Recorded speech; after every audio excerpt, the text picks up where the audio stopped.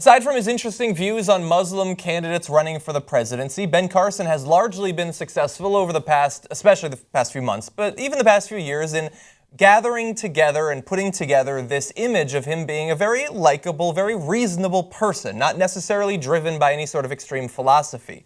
But that sort of image is not going to bear up to the scrutiny that you will have after you watch this speech he gave back in 2012 where he talks about the Big Bang Theory. Now, what about the Big Bang Theory? I find the Big Bang really quite fascinating. I mean, here you have all these high-faluting scientists, and they're saying that there was this gigantic explosion and everything came into perfect order. Now, these are the same scientists who go around touting the second law of thermodynamics, which is entropy, which says that things move toward a state of disorganization. So now you're going to have this big explosion and everything becomes perfectly organized. And when you ask them about it, they say, well, we can explain this based on probability theory. Because if there's enough big explosions over a long enough period of time, over billions and billions of years, one of them will be the perfect explosion. And I say, so what you're telling me is if I blow a hurricane through a junkyard enough times, over billions and billions of years, eventually after one of those hurricanes, there'll be a 747 fully loaded and ready to fly. Well, but I mean, it's even more ridiculous than that because our solar system, not to mention the universe outside of that, is extraordinarily well organized to the point where we can predict 70 years away when a comet is coming. Now, that type of organization to just come out of an explosion, I mean, you want to talk about fairy tales. That is amazing. That was amazing. So when you're a neurosurgeon, and a very famous one at that, well before he ran for president, it's amazing that you could call people high-falutin scientists. I know. You have lost when you say highfalutin. Yeah, I mean, on that phrase alone, please stop, please stop, please stop, right? So I'm actually, the funny thing is, though, we're going to get to his views on evolution, which I find far more offensive, ridiculous, and amusing. On the Big Bang, look, I think the Big Bang's it's a newer theory. It's harder for people to wrap their minds around it. And so this whole 747 thing is nonsense. That's not what they're talking about. That's not the right analogy, et cetera. But I'm not freaked out that a Republican presidential candidate or someone who might be president of the United States doesn't believe in the Big Bang. I'm positive George W. Bush didn't believe in it. Yeah. So far, I'm not blown away, if you will. I am blown away, not that he doesn't believe in it, but that if he's going to state why he doesn't believe in it, that he shows how little he knows about the Big Bang and about the second law of thermodynamics there. I'm going to try to be fast because there's like 30 things I want to criticize here. I'm not going to do that, but yesterday we talked about how Donald Trump had inaccurately used the talking point that in the 1920s there was this global cooling thing when it was actually in the 1970s. Here you see Ben Carson inaccurately using what is known as Hoyle's fallacy or the junkyard tornado idea, not the fucking hurricane. And first of all, yes, if infinite, limitless hurricanes went through a junkyard, yes, you would get a 747. Eventually, that's what infinite Assuming the means. parts of a 747 happen to be in that junkyard. Even if they weren't, you'd get something like it. Other things, he says that you could know where a comet's gonna go. Have an explosion happens, then you know where something's gonna go. Does he know how a fucking gun works? That's what a gun is. Something explodes, we know it's going to go out of that tube. And yes, if you see a comet somewhere, there's no gravity acting on it, no inertia acting on it, it's just going to continue in a straight line. It has a long way to go. Yes, over 70 years we know where it's going to go. That has nothing to do with the Big Bang. That has everything to do with all that physics is. So, John, I counter with this. The tides go in, tides go out. They do. You can't explain that. I can't explain that. But let me quickly try to explain one or two more things. One thing about everything it becomes disorganized because of entropy.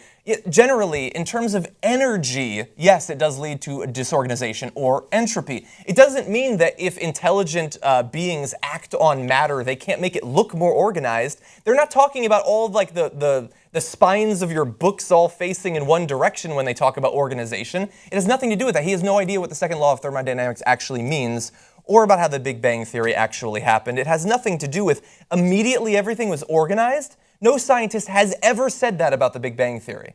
And so if you're going to make a scientific case, which he's trying to make here, that the Big Bang Theory did not actually work, you should learn something about it before you do that. Yes, John, but I counter with. So, okay, I'm going to call that one even. We'll call it a tie. Comments go in, comments go out. You can't explain that. We got one more. We now. do, though. It's Let's gonna get listen worse. to him on the theory of evolution. I personally believe that this theory that Darwin came up with was something that was encouraged by the adversary. And it has become what is scientifically, politically correct. Amazingly, there are a significant number of scientists who do not believe it, but they're afraid to say anything.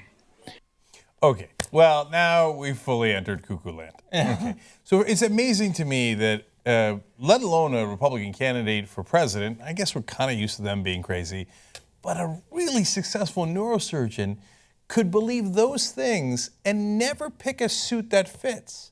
Those things amaze me. He has the most ill-fitting suits I've ever seen. Anyway, all right. The adversary messes with his closet. I think that's what's happening. No, but that you nailed it. That's my favorite part. The adversary. Oh, God. Come on, dude. Look, this guy's, he could be president of the United States of America. He's right now number 2 in the polls, okay? In the Republican field, the Republicans in any given election will at a bare minimum have a 40% chance of winning. Yeah. So there, but for the grace of entropy, goes the next president of the United States, the most powerful man on earth, and he thinks Satan put Charles Darwin up to it to come up with a theory that explains things really well on this planet to trick us. That's how tricky he is. Okay, and well, that's how the adversary works. Adversary. He's not one of those highfalutin priests who says Satan. Yeah, He sticks with the adversary. And also, of course, it had to be the adversary because, as we know, Gog and Magog were busy messing with the theory of gravity at the time. Yeah. Oh, It's insanity. He believes insane things. Why not just say a genie messed with it? Darwin was hounded by genies and afrits. Everybody knows it.